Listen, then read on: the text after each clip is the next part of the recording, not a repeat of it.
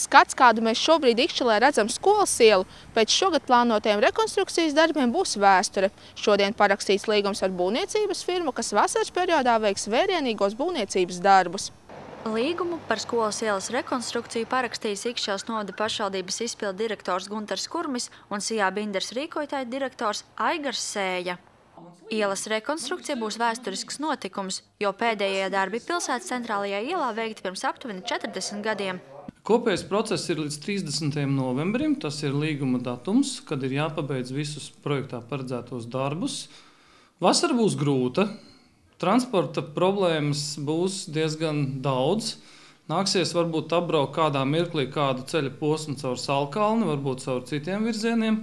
Bet savādāk uztaisīt nav iespējams. Tā tomēr ir pilsētas centrālā artērija. Visa transporta plūsma pamatā iet caur šo centrālo dzīslu.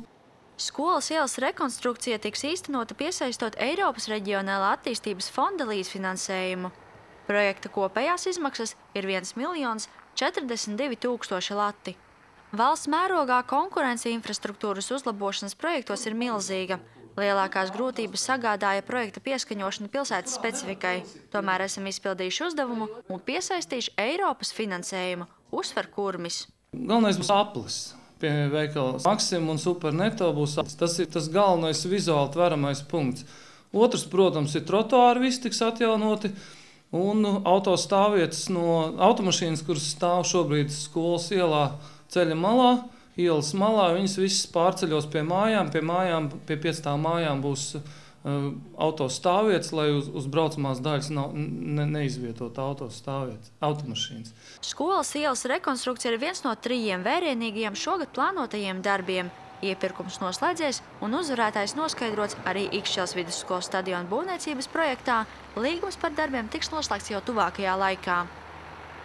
Iepirkuma procedūra vēl noris Tīnūža bērnu dārza projektam. Pieteikumi tiks atvērti 22. februārī. Būs ļoti karsti Ikšķelē, vismaz centrālajā daļā. Es ceru, ka būs rezultāts rudenī ļoti patīkams un cilvēkiem patiks. Dācis Tribotska, Zanda Treško, Ogres televīzija.